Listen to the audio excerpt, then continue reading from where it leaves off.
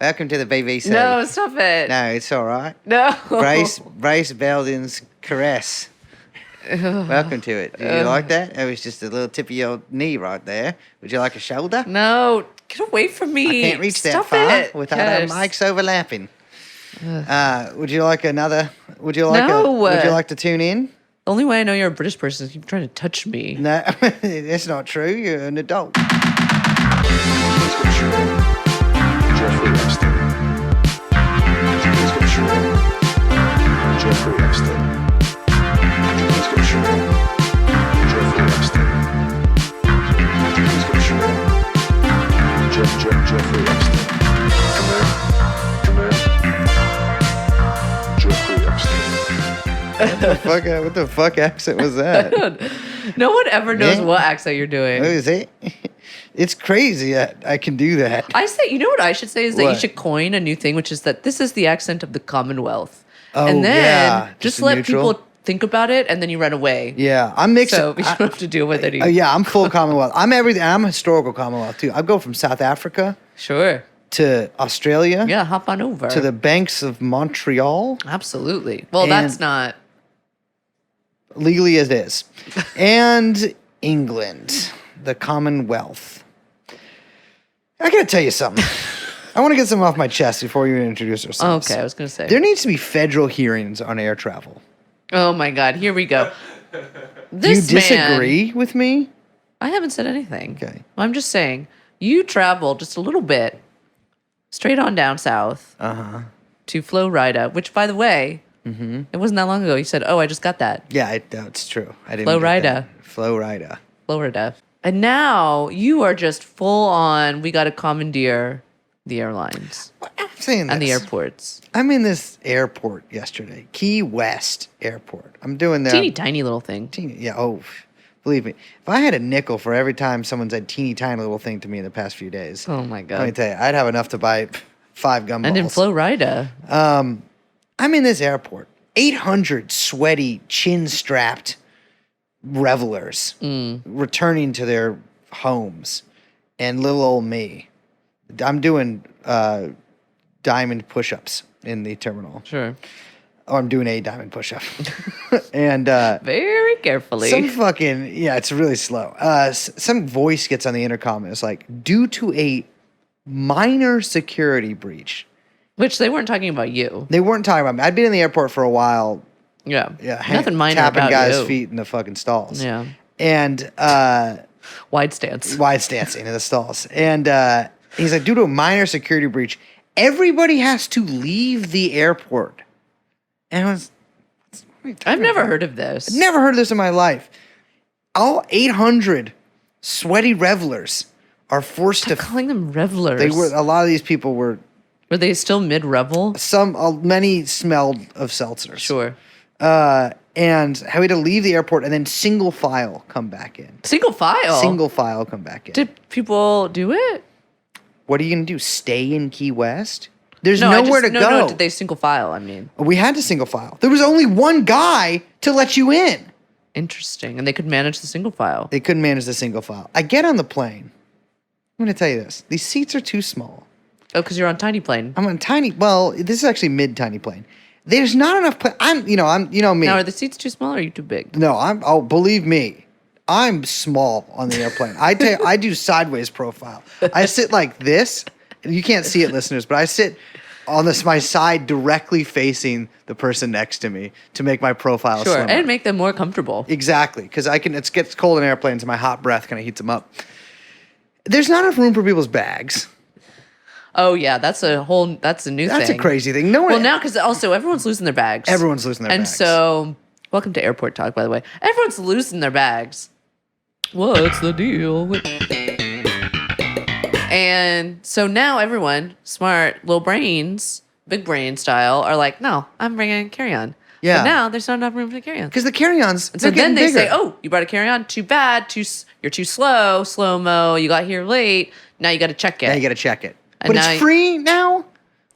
Yeah, I don't know. And yeah. This is what I don't get. The other thing, too, all these comics used to complain about airplane food. What's the deal? I'm not even asking what's the deal with airplane food. I'm asking, where is the airplane food? I don't think you get it anymore. Not a morsel to be no had little upon tiny this bag flight. of nuts. Tiny bag of nuts, yeah. And then what? You're going to give me a little thimble full of Sprite to wash it down with? Oh yeah, the thimble cup is a real.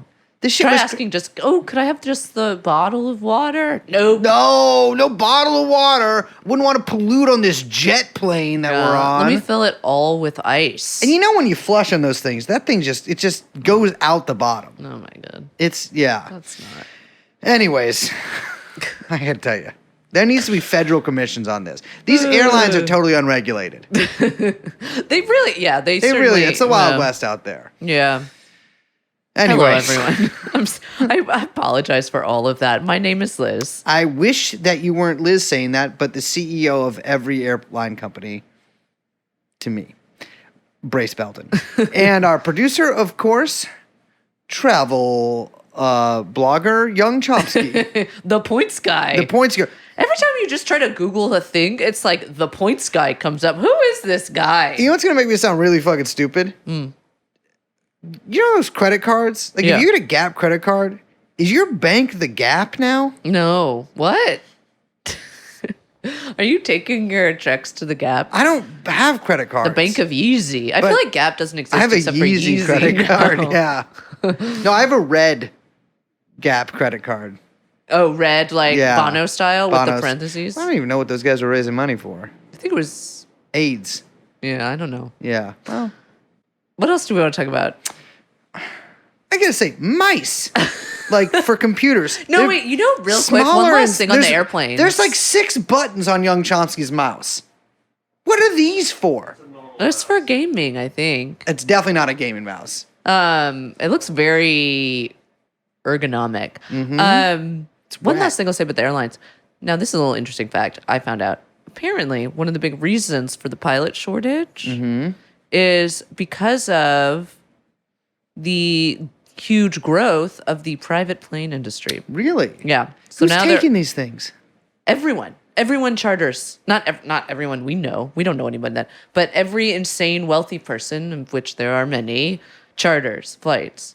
Every Well, celebrity chart, like, that's insane. remember where you'd be like a kid and be like, oh my, someone so and so ran into someone on the airplane. Yeah. And it was like a cool Oh, story. he saw Vince. Yeah. My friend saw Vince. shit, what is that guy's name? Oh my god, why are we so bad at Shailene podcasting? Woodley. No, on the airplane. Andy Dick. My friend saw Andy Dick on it. That's the worst guy to see on an airplane. Yeah, I think he was wasted. I'd turn around and get my ass off. Yeah. He's either going to do a prank or Talk he's going to about grab her someone who's probably boob. turning to their side because they're so Oh. small and skinny Could you and breathing imagine on you. you and your wife are like going to Barbados and Andy Dick's in the middle, just fucking plum wine? the middle? Yeah, he's in the middle. Oh, because you try to do the smart thing Yeah. where you're like, oh, you take the window, I take the aisle. No one's one. gonna choose Take the middle. No, who takes the middle? Dick takes the middle. And then Jesus Christ. What's up with that guy now? I don't know. Another thing I He's want not well, right? No, he ain't okay, man. There's Yeah. something wrong with that fella. Yeah. I never really found him very charming. He was like Tom Green, but more abhorrent. Yeah. And somehow around more. I don't like. He's like. I don't. What happened to Tom Green? Oh, you don't know? That's No. That's why they did Red. What? Oh, green, red. Yeah. That doesn't make sense. No. Tom Green is, I think, still around, but like not anywhere we would see him. One thing I want to bring up too. This is what we call the airing of the grievances. A lot of times, you look at people comment on our Patreon or whatever, which we have, and there are many more episodes available at. This is the first time in 300-something episodes that we remembered to do that. A lot of times people will be like, oh, how come they talk so much before the regular No podcast? one says that. People be saying that, which is a a cool very way to. small percentage of people be saying that. I want to ask you this. Next time that you attend the Symphony, if you ever do, you're going to see the Nutcracker. I want you to go down into the orchestra pit, and I want you to assail every single person tuning their instrument down there and being like, no, you shouldn't do this. When's the Nutcracker start? No, I want to hear the Nutcracker. I want to hear the, don't tune. Let me just hear the, please just play the Nut. Can you give me the timestamp for this show of the Nutcracker when the Nutcracker starts? You know what you should do after you do that? Let me tell you what you should do. You should take the advice of a certain monk in Vietnam who was protesting Okay, hold on. the regime of the Catholics that were in charge of that country and their oppression of the Buddhist minority. And I want you to go right into your nearest town square. Douse yourself in a little bit of kerosene. All right, let's And then be just- like, this has gone far enough, but you guys know what I'm getting at here. Yeah, you know what I'm gesturing towards. Exactly. I Just want you to gesture say towards that. something. Exactly. Then I want you to fall onto a candle. Which wouldn't be enough to do anything No, there. don't do any of that. But this is a good point you raise. Yeah. I like this little metaphor. I'm just like, you know what? The artist needs to What you're saying is we're tuning our instruments right now. return instruments by talking about airliners. You know, whatever. We do what we want. What about that? Check defense? this out. Start We- your own podcast.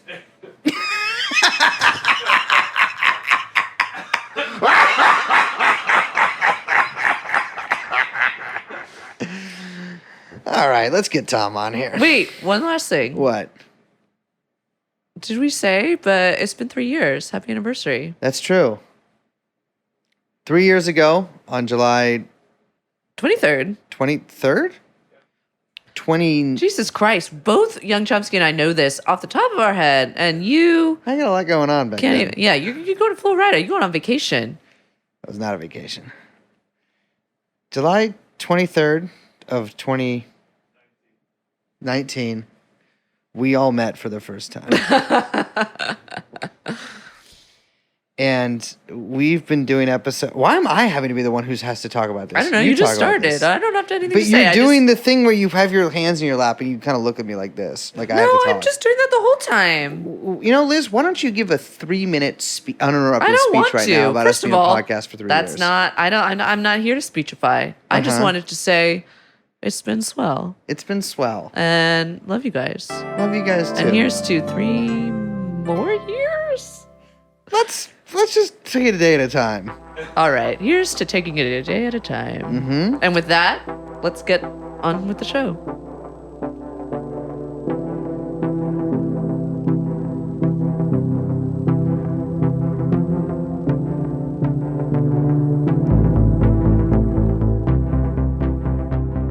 Dong, dong, dong. Creak. Shoomp, shoomp, shoomp. As you hear the footsteps go up the stairs of the Old Bailey, the skeletons creaking underneath their graves, you think to yourself, well, I've been here, a bewigged British judge, for nigh on 90 pence years, and a tuppence besides. And in all that time, since I pulled the sword from the stone, since I pulled the gavel from the bench, I've never seen the likes of a prisoner like this. And all right, for this part, Tom, I'm your American lawyer. Hold on, what's going on here? You cannot execute this man just for the charge of coming back to TrueAnon. That's right, we have with us today Tom Fowler, back for round 3, to talk to us, one of our most requested guests, one of our most beloved guests, both from the team and from the audience. We're talking Spy Cops, episode 3. Tom, how you doing? Welcome back, and I'm sorry for the intro. I'm good, man. That was a great Australian accent. Good work. I love when before we started recording, Tom was like, "Have you done your goofy British accent yet?" And we were like, "No, we're not going to do I'm not it." gonna do that this time. Yeah. Well, technically I did. And you 'cause didn't. Great. I'm incapable of doing a British accent. I can only because Australian accents are so much funnier. Yeah, you could try Welsh accent one day, man. Try Welsh accent next time I come on. Yeah. Though I can speak fluent Welsh, I choose not to because I feel like our listeners feel like it's condescending. Yeah. Yeah. Fair play. Tom, we have you back here in the tower to talk about recent updates in Spy Cops. And actually, before we really get into it, Would you be able to give our listeners, perhaps some new listeners, because it's been a year since you've been on, a summation of what is the Spy Cops case? Yeah, sure. So I guess like the story starts with the exposure, but guys, like 12, fucking hell, it's 12 years ago now, where an undercover police officer was exposed by activists who he was deployed within, which led to the unraveling of it. Turns out that there was two groups in the British Police, the Special Demonstration Squad and the National Public Order Intelligence Unit, who were sending undercover officers into political protest groups for 5-year deployments from 1968 onwards. These officers would infiltrate the lives of all sorts of progressive groups, anti-war groups, animal rights groups, environmental groups, across the left, interestingly not the far right, and seek to gather intelligence, but would not, also to disrupt, but wouldn't gather evidence for a court case. Unlike normal undercover cops who kind of were deployed, and then there's a day in court and they go, I've got all this evidence. These guys would just deploy for 5 years and then they would disappear and they'd be replaced by somebody else who would carry on that path of deployment. And they've been doing it for since '68, since the a particularly big anti-Vietnam War protest that happened in London. As part of their deployment, it turned out that they were using the identities of dead children, which they were stealing. They were deceiving women into long-term intimate relationships. They were subverting democracy in lots of ways, all sorts of groups that were maybe not considered in any kind of way of a threat by most ordinary people, campaign groups, anything which made the cops look in a bad light. They were infiltrating those groups and behaving very much outside the law. This led to like a number of legal cases being brought by women, some of whom had children with these officers, not knowing that they were undercover cops. That led then to a public inquiry being called in 2015. Obviously, with the British justice being the fastest you can buy, it's been like 7 years, and we've just got through like tranche 1 of that. I guess that's the short version. Well, I mean, we shouldn't neglect to mention too that this also, personally affected you. Oh yeah. I mean, I think it would be worth saying that I think if you were involved in any form of radical politics from 1968 through to 2010, it probably affected you too, but you just don't know it yet. Yeah, I mean, we're talking everything from sort of the most like stuff-shirted Trotskyites to anarchist, green kind of anarchist groups to children's groups to women's groups. Really, I mean, and no group too small either. I mean, some of these organizations had like 20 people in them. Yeah, I mean, some of them had 3, and like they were like, I mean, particularly when they were infiltrating the Maoists, they were like splits upon splits, which led to like undercover cops setting up their own little parties with like, 2 other people whose the entire role of the party was to denounce the other parties. I mean, just some real classic sort of leftist infighting information we've got through this process of looking. I think one thing too that's really marked the the what makes the Spy Cops case so unique in terms of comparing it to like similar cases in the US with how the police has infiltrated leftist groups is the role that these cops played, like marrying women, having children with women, having these kind of complete and total double lives and infiltrating social circles in a way that was just completely and totally, I think, just traumatic and destructive and horrific on so many different levels. There's been a number of women that have come forward to kind of give testimony during the course of these inquiries, right? Yeah, there has. In fact, some of them have just published some books, which are well worth your time. If Small Town Girl by Donna McLean and Deep Deception by Helen Steele, Alison, Belinda, and Lisa, which both are well worth reading. I mean, essentially, the whole sort of story was broken open by these women. In some cases, these men, like, part of the relationships weren't like some sort of collateral sort of intrusion has been suggested by the cops. It would appear these were very much, this was the tactic with which to very deeply embed these officers into groups very quickly through these relationships. So they would target these women with like being the sort of ideal partner to these women. So obviously when they left, there was a lot of trauma about how they left, which led some of these women to spend years trying to find them afterwards, which led them on to just come up with the idea that maybe these men had been undercover cops. And, you know, it took them in some cases decades to get to a point where this was confirmed and they were no longer thought of as mad by their friends and family, and is actually completely true and a matter of public record. God, I mean, that's just like trauma heaped on trauma heaped on fucking. I mean, that would drive anyone insane. You know, Tom, you mentioned that there's a couple of books that have come out. There's a couple of television shows too, and it's sort of. I know that there have been. I think as far back as 2016, at least involving sort of spy cops as a storyline. And I mean, it's hard to gauge from over here because the spy cop scandal is literally a non-story. In the U.S.? Yeah. No one has heard of it. This is, I mean, I think even people who are pretty clued into politics or like, at least, you know, news heads. Even people clued into British politics, I'm not sure they know about it. Exactly. It's true. How do you gauge it over there? Is there like, I mean, what's the amount of sort of public scrutiny or public attention that this stuff is given?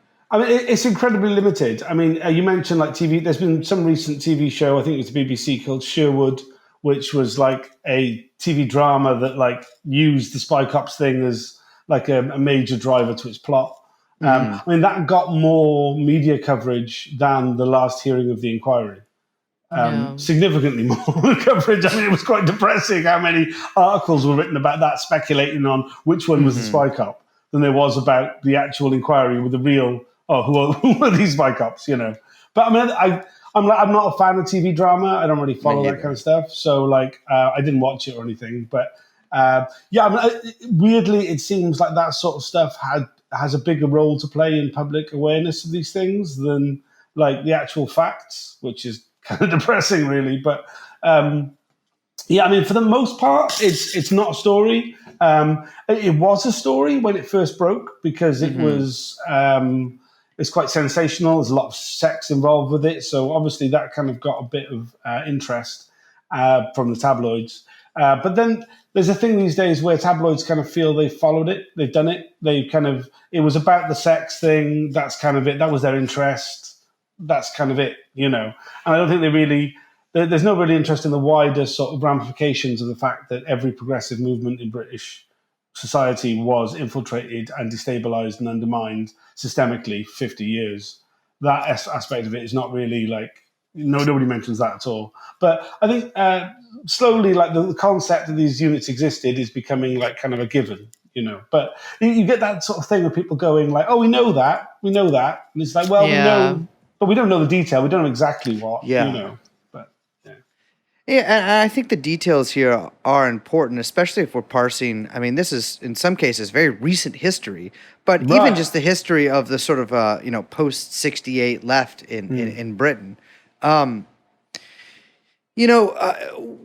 thing that sort of strikes me is that like the actual granular detail that these police operations took on when they were seeking out targets, when they were going into people's lives. I mean, I know that we covered this in past episodes, but it is nothing short of astounding, the knowledge that the police had of just like these people who were, I mean, and I don't mean this in like a in an insulting way at all, but in the grand sort of historical scheme of things, relatively unimportant people. Right. Like, we're not, they weren't exactly like, on the sealed train to Russia with Lenin. Like, they were at like potlucks where people were talking about, chaining themselves to a power plant. Yeah. I mean, in some cases, people had files opened on them because they bought a copy of Socialist Worker, which was a Trotskyite newspaper. Okay. Well, with that, I've opened files on people for the same thing, but that's.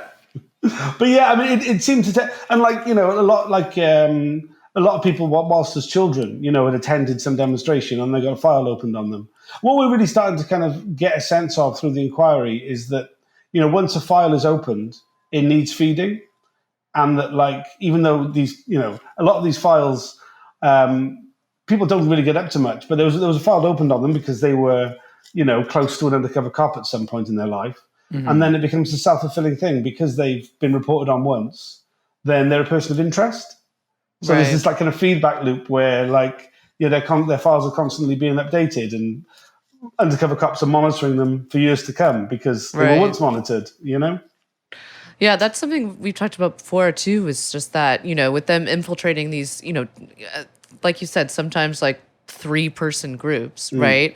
Because the program had grown and expanded so much and resources were already, it was, the wheels were already in motion. They had to even just find places and people to infiltrate and kind of give, reasons for, their program to keep existing. And so you see them in like smaller and smaller and, so it's that same sort of kind of feedback loop that you would see kind of mirrored with their surveillance. I mean, one of the things we saw at this latest round of the inquiry was the disclosure of a lot of the annual reports, which like kind of which was their justifications basically for why they needed continued funding. And I mean, in some of the years that has been declassified, not a lot happened.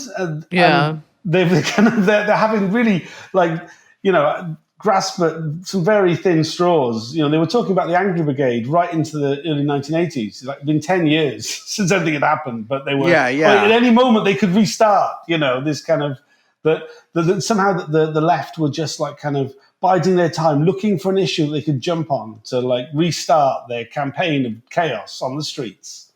But I mean, like a lot of these institutions, they got a budget, they got a remit. They want to just keep it going and keep expanding it and keep increasing their budget as much as they can for as long as they can, Well, yeah, I mean, you mentioned this recent round of inquiries. And so, for those who might be like, well, how come Tom's coming on in such, a year and then another year and then another year?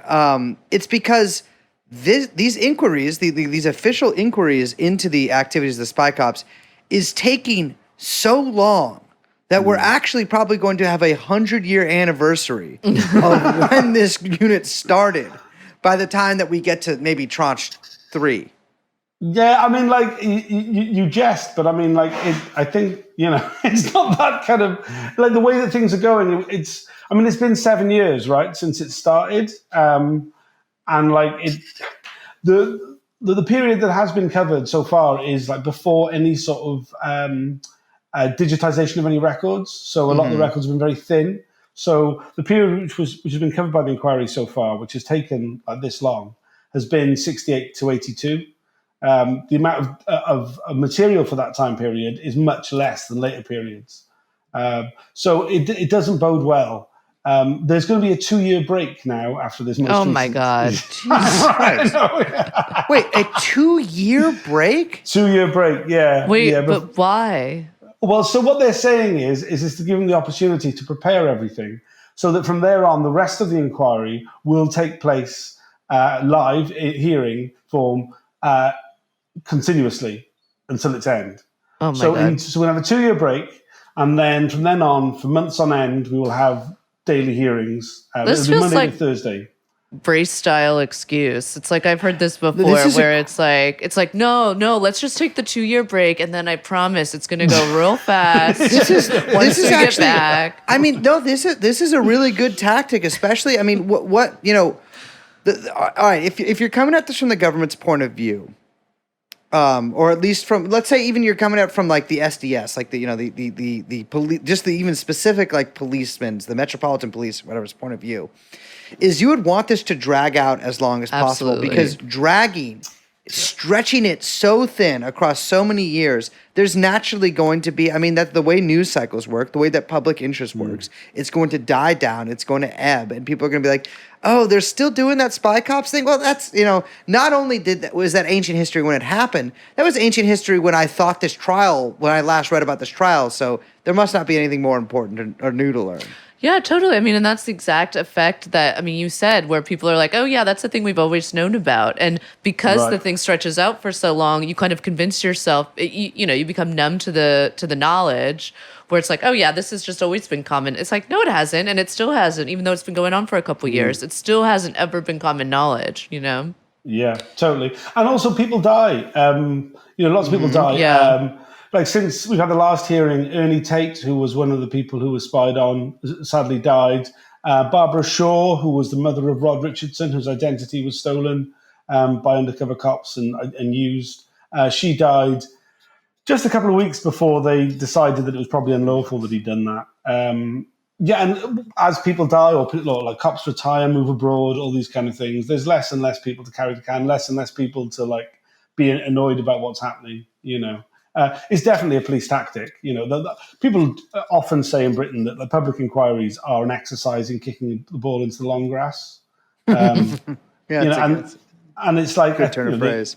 They're always trying to like extend that as much as they can. And I mean, like it's been laughable, like the way in which like the police lawyers are going, like kind of try and complain about the delay themselves. And like, well, it is going on so long. It's like, it's because you bloody kept dragging your heels on disclosure, on anonymity, on, you know, so many of these things. So what have we learned from this last phase 3 of tranche 1? Yeah. So, I mean, so this one finally, because the first two took place during COVID, so this one actually looked like an inquiry. So we actually got to see the whites of in person, see the whites of the eyes of the officers, And the whites of the evidence. wigs. The whites of the wigs, yeah, and all that caper. Yeah, I mean, it was in a posh hotel conference room rather than in court because it was the size required. But it was actually felt like it was actually previously. I've been going to this viewing room and watching giant TVs of what was going on with everybody else. It was a really weird sort of interaction. So this one actually did feel like an inquiry. Unfortunately, we didn't hear from any undercover field officers this time. This was all backroom staff. Mm-hmm. So they were maybe a bit more. They were kind of less likely to trip up, and it wasn't like, it was you. You were the guy who pretended to be the other guy. You know, you didn't have that moment, which is a bit of a shame. They definitely, you know, I mean, they'd forgotten more than they'd ever remembered in their life. You know, I mean, it was as usual. They all denied all knowledge of any of the sex, or I mean, in some of them they denied knowledge that dead kids' identities had been used, which just was nonsense. We did, I mean, like the things that we did find out were more kind of sideways, really. Like, so there had been a secret hearing, what they called the phase 4, though it happened before phase 3, because I don't know why, which was 5 undercover officers giving evidence in secret. In secret? Yeah, completely in secret. So we don't know their names, their cover names. These people, I would assume, because of the time period, are very likely no longer actively undercover either. Oh, I mean, no, not at all. They were deployed during the 1970s. Exactly. I mean, they were advanced years. Part of their anonymity is that because of their advanced years, they shouldn't be felt to feel at risk at all. I mean, further anonymity has been given because for fear of embarrassing their children, which, I mean, it's just, I mean, like the anonymity is so deep for the undercover cops that they're one of the families of a dead child whose identity was stolen.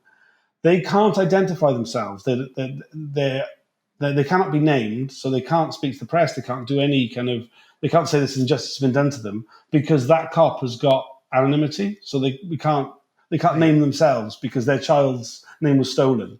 Wait. Which is just like a ridiculously sick. So their undercover cop stole the identity of their dead child, but they're not legally allowed to talk about it because the identity of their dead child was illegally used, or maybe gray or illegally, by an undercover police officer. Yeah, and he's got anonymity by the inquiry. Jesus Christ. Right, yeah. Grim, yeah. You know. How do you contain yourself going to these things, man? I mean, generally, I mean, I'm quite lucky. I think, thank God we live in 2022, because I mean, what I can do is like when I'm like, you listen to the hearings and then you get a break and you get to go into a side room and then I can just like stream live on Twitter and go, what a bunch of motherfuckers these motherfuckers are. They're disgusting human beings. And they all want fucking shooting, you know what I mean? Like which it makes it a bit easier. I mean, like during this round of hearings, we had like Jeffrey Kraft, who was like a particularly odious senior manager. Mm-hmm. whilst we were talking about the infiltration of the funeral of Blair Peach. Blair Peach was Yes. a member of the Social Workers Party who was killed by a number of members of the Special Patrol Group. His funeral was infiltrated by undercover cops who took photographs and built up dossiers basically on people, largely, from the photos taken there. It was quite common for people's photo in their file to be from the funeral.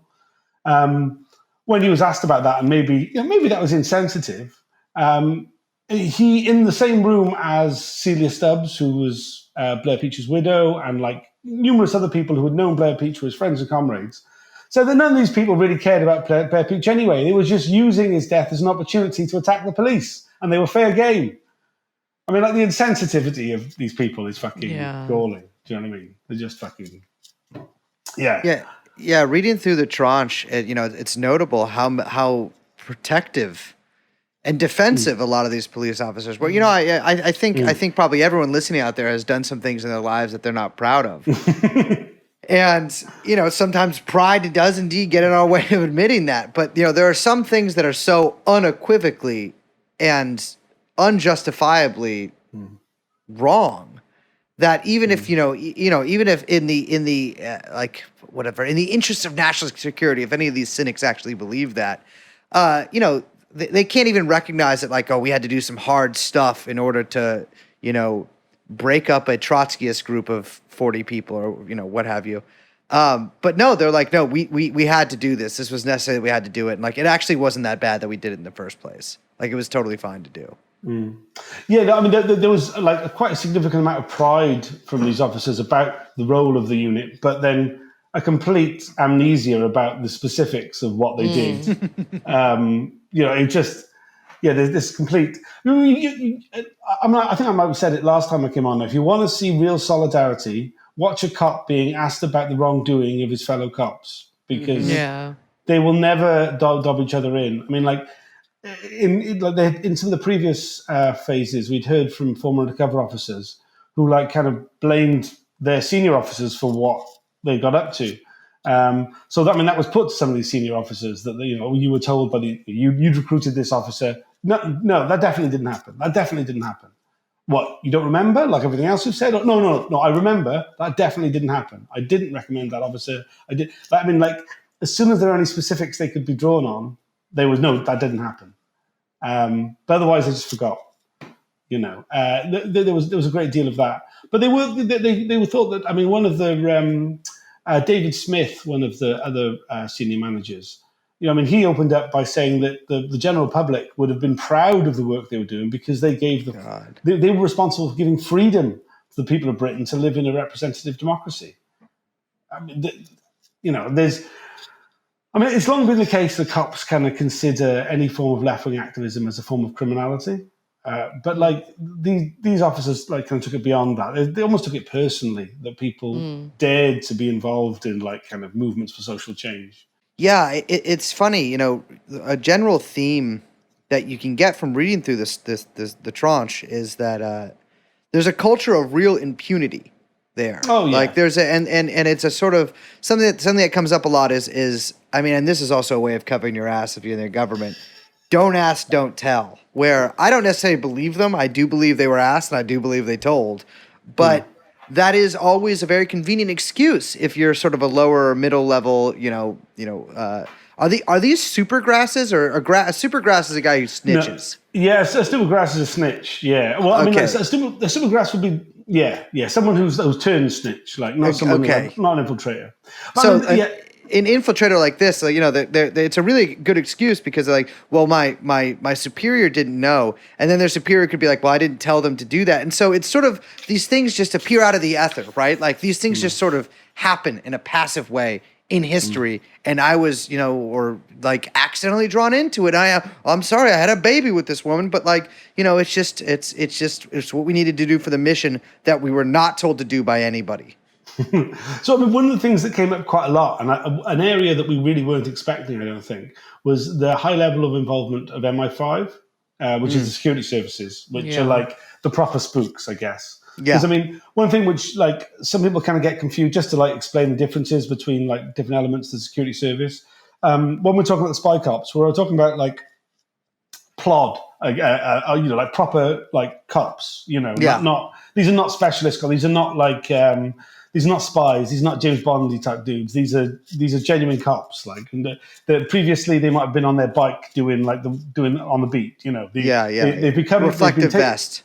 Yeah, right. So they've brought into special branch. They're special branch officers. Then they become they're already political police. Then they become undercover police, but they're still just cops. MI5 is like the security services. These are like these are your James Bond type. I mean, that's what they keep themselves as. But they do. They're proper spooks. They're armed. They're involved in like coups around the world and all this kind of crazy shit the security services do. What we've discovered is that there's just quite a large amount of direction from MI5 towards the SDS from the very beginning, really, about asking them to target people, presenting lists of people they want monitored, specific requests for information. A number of like the former officers, back with the senior officers, the management, like hinted that there was like a two-way street with this kind of information. Somehow that like MI5 were feeding their information back and forth. But for the most part, they talk about being a client relationship. That they were going out on that MI5 was their customer, and they were going out and getting information for them.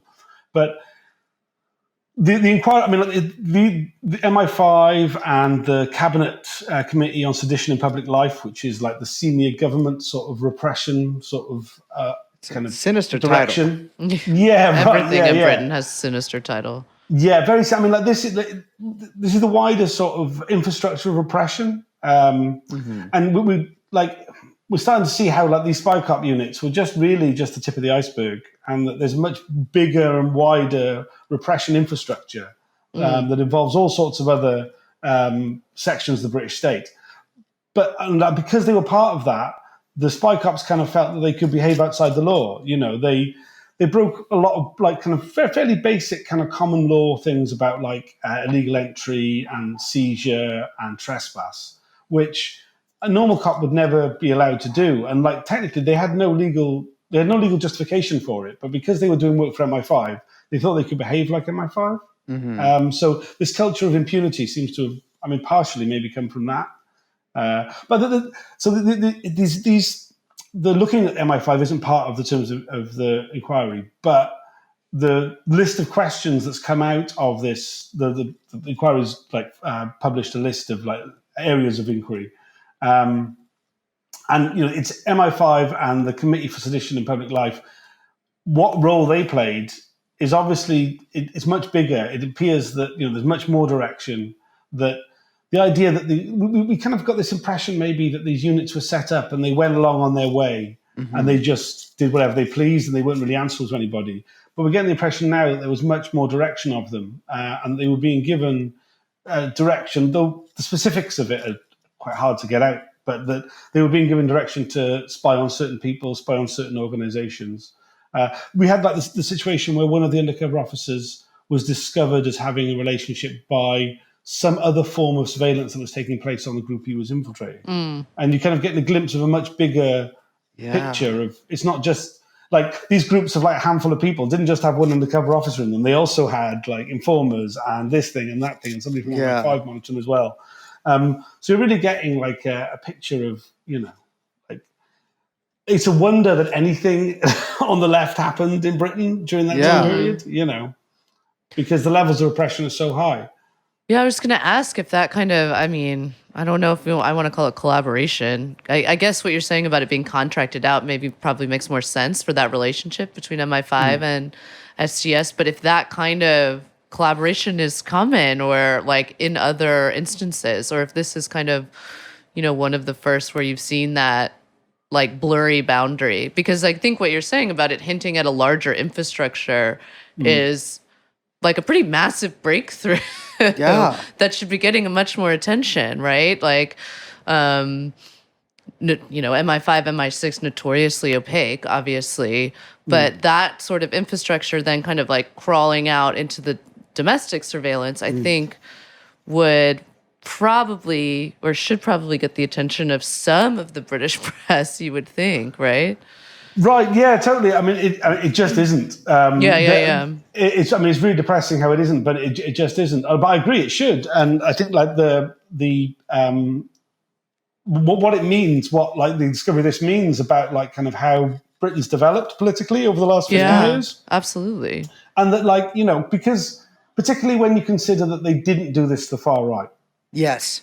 And like, particularly when you think about like the groups that they were infiltrating, like particularly the early ones, right? Like the anti-apartheid movement, the anti-Vietnam War campaign. These were groups with mass popular support. Like it was a mainstream, like majority opinion in Britain that we shouldn't go into Vietnam. Right? That was those demonstrations were representing the majority of the people. Most people in Britain, like at the time, kind of different. But like these days, you won't find anybody who was supporting apartheid like South Africa. These were like campaigns with really like large scale popular support. Yet the legacy of them in British politics is negligible. It's non-existent. The people who led these campaigns didn't go on to do other things. They got blacklisted and never bloody worked again. Whereas on the right, there's no like infiltration of the far right. They're allowed to blossom as much as they want. They never really get that much popular support. But you look at now how much they've influenced mainstream politics and how much they've got, the way in which Britain was shaped by like the things like the UK Independence Party and Farage and all that kind of shit. Yeah, I think totally. it's largely because that tendency was allowed to blossom, whereas the left was completely crushed, despite like totally different levels of public support. Yeah, I mean, well, you sort of have to marvel at that because you're correct in that.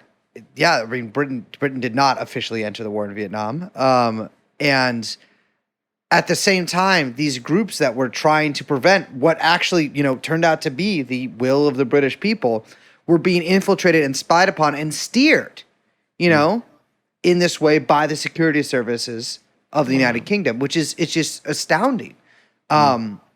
It is a direct intervention into politics in a way that you see, sort of, in the obviously, spying on some small anarchist or communist or whatever group is as well. But this is something that, like, as much as I hate to admit it, it's very unlikely that a Maoist organization was going to take control of England or really any part of the UK.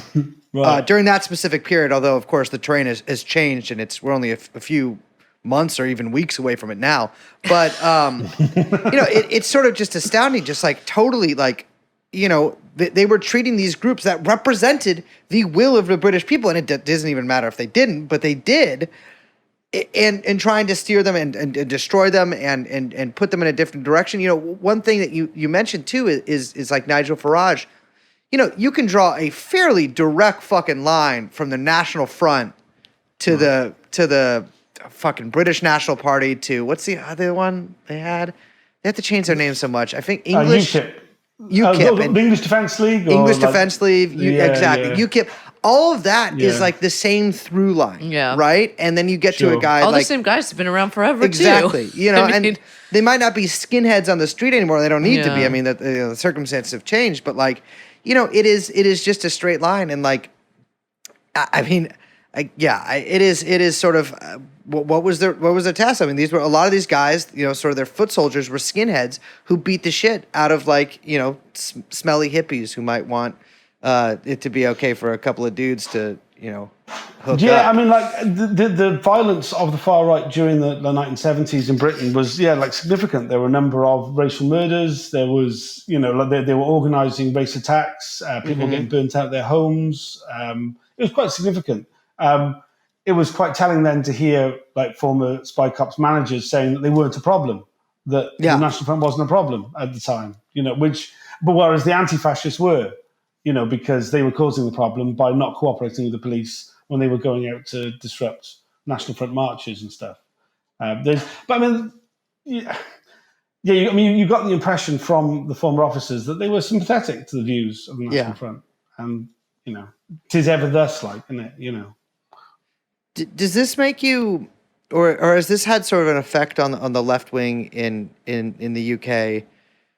sort of going over, tallying the losses and the victories, of the past. I can't do math since the '60s. Yeah, we genuinely have no historical institutional memory. I would say, I mean, Yeah. that's the lasting effect, right? Yeah. The Socialist Workers' Party still exists from the '70s to now. Yeah. But I mean, they're an incredibly problematic organisation in a number of ways. Agreed. I mean, they were the most infiltrated with. Two members of their central committee were undercover cops during the 1970s. Incredible. There was 24 undercover cops that we know of so far who infiltrated the Socialist Workers' Party. I mean, they still exist, but by that you kind of wonder if they kind of exist on purpose because there were so many, because it was always the first place undercover cops would go. They'd be like, oh, join the local branch of the SWP and then leave that and then join some other left-wing group. That was kind of the normal path. So they kind of needed the SWP to continue to exist. But other than that, none of these other groups really last. There is no institutional memory. I think that's largely part of the reason why it's not a bigger story, is that people have forgotten a lot of these social movements. They've forgotten them completely, and they're not, so people don't see the significance of them being wiped out. Something like the Troops Out movement, again, it was not most people didn't think we should have British soldiers on the streets of Northern Ireland. Sending the troops in wasn't popular. People thought it was felt that it should be just short term. They should be withdrawn. That movement, which was run very quickly, was run by undercover cops who were literally general secretary of the movement, and then totally dismantled. But then most people just kind of forget these things were things in the first place, I mean, in terms of the coverage thing, there was a bit more coverage. Kate Wilson, one of the women who brought a case, was the only one that was able to take it on to the IPT, the Investigative Powers Tribunal, which is like a secret court. Unbelievably won her case back, I think it was October now. I think that we've kind of discovered more from that really than we have from the inquiry. There was a bit of coverage of that, still not that much, but I mean, that was probably the most significant, kind of in terms of revelations about how the undercover cops operated on a day-by-day. Also, it's a lot more recent because obviously she was in a relationship with Mark Kennedy, who was the cop who was exposed whilst deployed. And we got to see kind of his, as part of that, we got to see kind of bits of his notebooks, his logs of him dealing with his handlers, and just the level to which there was just minute by minute monitoring. A lot of the time, we kind of have this idea of the officers in the field reporting back occasionally, but by the time he's deployed, which is the early 2000s, he's reporting back every 10, 15 minutes to his handler, with text message, phone call, whatever, all sorts of different methods, but constantly updating at all times and feeding information, getting fed information about people around him when he's in situations. We learned a lot more from that than we did really anything else. There is due to be some other cases which should be going over the next 2 years before we go back to the inquiry again. There should be some other things that should go to court. But because of the nature of the inquiry, there's arguments from the police that these things should be held off on until the inquiry's finished, which obviously is a farce. But I mean, I know we've talked about this before, but what do you really think? In any concrete, but also in any sort of maybe non-concrete ways, although it's a pretty clumsy way to put it, effects might these inquiries actually have on both British political life. I mean, obviously there is not as let's say radical left-wing there as there once was, but British political life, the idea of the British public, but also, I mean, there is essentially no chance that any of the actual people involved in these, let's say, extra legal activities are actually going to face any measure of justice, legal or social, right? Oh no, not at all. No, I mean, the most we can hope for really is the embarrassment level thing. I mean, so Vincent Miller, who was one of the first officer to be exposed as having had a sexual relationship during the last set of hearings, because he admitted to deceiving a number of women into sexual relationships. After the hearings, his real name was given, which was Vincent Harvey. And it turned out he was quite a senior police officer who went on to run the Serious Organised Crime Agency for a while. Like that's seems to have caused him personally some distress to be outed like that. But Good. I mean, that's kind of it, right? I mean, like there's no like nothing. Like I mean, still Andy Davey, as he was when he was deployed undercover, Andy Coles is still a Conservative councillor at Peterborough Borough Council. It's continued his political career. I mean, essentially, what the inquiry does is just keeps the issue alive. Yeah. Realistically, if it wasn't for that, I think like it kind of solidifies it as fact. And there's still a huge part for those of us who were personally affected. There's a huge part of kind of getting the narrative like on our side. Like kind of this is fact, right? This isn't some conspiracy. This isn't like, oh, who can tell? No, this is like there were this many officers and they were in this unit and they were deployed at this time and they've got names and faces. And just, I mean, doing that is, it's not a victory, but like it's an end in itself, right? Yeah. So I mean, like in terms of what comes out of this process, I'm not hoping for any kind of like useful kind of recommendations from the inquiry. I mean, there's meant to be an interim report that will come out before the next tranche because it's been so delayed. There's a theory that at a Home Affairs Select Committee meeting in Parliament maybe a month ago, a representative of the Home Office floated the idea that perhaps after the interim report, they might wind up the inquiry because it's been so expensive. It's been Just like, shut the whole thing down. Just shut the whole thing down. Yeah, Too much not in quid. public interest. Yeah, I mean, like since the inquiry's been called, we've had like a lot of changes in the law in the UK that makes a lot of this activity legal. This discourse generally. I mean, there's like the Tories proposed removing the ability to prosecute British soldiers who commit war crimes. Yeah. Yeah, I remember that. Which was supported by the Labour opposition. I mean, like there's. Oh yeah. I mean, that's the kind of level of politics in Britain. So, there's a kind of a feeling that it was like maybe it was hastily done. This inquiry being called, and that perhaps it's not really in the public interest. It was out of emotion.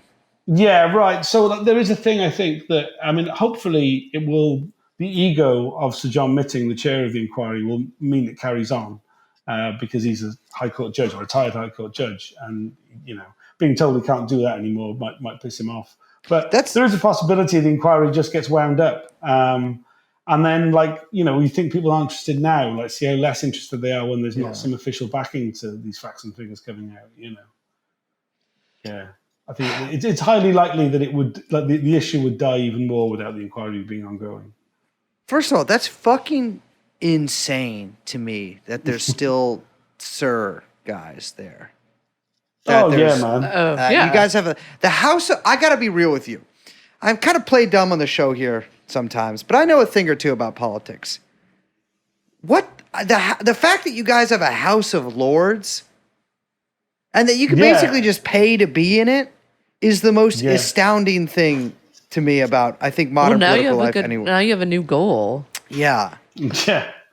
Well, I mean, so one of the people who was one of the things we heard about during the last hearings of the inquiry was the infiltration of the Workers' Revolutionary Party, who one of the main faces of it was Vanessa Redgrave. And her husband, right? No, Dame Vanessa Redgrave now. I mean, like... I forget about that. Yeah. She is a dame. So, like, there's hope for you yet. Maybe you will end up in the House of Lords one day. I mean, enough other people have sold out enough, Sort of classic trajectory. Well, Tom, I mean, is there anything else? Do you want to let our listeners know about this stuff? I mean, there's loads of things. I mean, I as usual, like my general disorganized sort of pattern, I probably missed 1,000 things that have happened since I was last on. There will be more things coming out before the next sitting of the inquiry. I mean, not least the judgment's been handed down in Kent Wilson's case, like the full disclosure of that hasn't fully come out yet. So there might be more to come from that fairly soon, hopefully, but it might be a while, like fairly soon in Spy Cops world is like, is measured in years rather than months. But if anybody wants to like kind of follow the things as they come out, to follow me on Twitter or check out the website spycops.info. We'll link both. Find everything you want there. We were still doing the podcast very rarely, but we're still doing it occasionally. Spycops.info podcast. Just subscribe to that. I am. Well, Tom, I got to be honest with you. I hate that we have to talk about what we have to talk about, but it is a delight as always talking. As always, yes. Cheers. Well, I mean, on that thing, you told me on email earlier that you had a story for me about MDC, who I'm going to see on Thursday. So tell me about that. Talk about that. Yes. Yeah, we were maybe going to have to reschedule this interview for Thursday. Although whenever this comes out, that might not make sense to our listeners. But anyways, it's Monday right now. When I was in middle school, I was a fan of the band MDC, which they changed what it stood for sometimes, but it was an 80s hardcore band from San Francisco. Well, originally from Dallas, I believe. Or Austin? Yeah, Dallas, yeah. That stood for Millions of Dead Cops. And I had a T-shirt that I wore in, I think, 6th grade it was half cop and then half Klansman, and he was pointing a gun at it's a sort of most famous logo. And I wore it to school, and my principal made me take it off, which, in retrospect, well, this is pre-Columbine, and I had to take it off, and I was like, "What? I can't wear a shirt that just says Millions of Dead Cops with this on it." And I was like, "You're trampling on my political rights." So I wrote to Dave Dichter, the singer of MDC, an email, the first email I ever sent in my life, and he sent a letter to my principal. Saying that it was actually should be okay for me to. Do you have that letter? I do not, but it used to be on the MDC website. We gotta get that letter back. It is. I tried to find Little it. baby Brace Belton. I know. Should be able to wear his T-shirt. Yes, and they did not let me wear the T-shirt again. Well. It's an unhappy ending to the story. They're great guys, man. Great band. They stayed at my house once years ago. They're playing on Thursday night, so I'm going to go and see them. Who are they playing with? Oi Polloi? No, they're playing with Zero again, which is like my mate's band. And I try to remember, there's another band they're playing with, but I can't remember who they are. But yeah, it'll be good. It's in the Exchange in Bristol, which is a great venue. And Zero again, a great band. They're my mate's band. They include ex-members of Grand Collapse, which were one of the greatest punk bands to come out of the UK. The lead singer of which, my dear friend and comrade Calvin Sewell, sadly died a couple of months ago. So I really recommend everybody go and check out Grand Collapse and download all their shit, man. Absolutely, yeah. You heard it here. Finally, we get to a subject that I know things about. Tom, it has been a pleasure, and I've had a whales of a time with you. Oh my God! Jesus Christ, fucking dreadful. If all else fails, try whales. Yeah, man. Classics.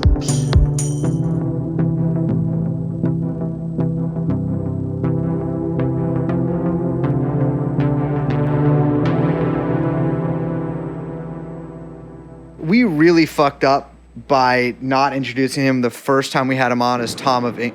What the fuck was that? Dude, actually, when I was on the train coming here, lightning, I saw lightning, and I'm like, I'm on a fucking train. Like, you're not supposed to be on a train in lightning, right? No. I feel like that's dangerous. I think you're pretty good there, yeah. What if it hits like the third rail? Wouldn't that That already has lightning. But wouldn't something happen? Yeah, make your train go faster. I don't think so. Anyway, it was crazy when it happened. That was fucked up, anyway, man. That's my story. That was crazy. Anyways, we should have called him Tom of England.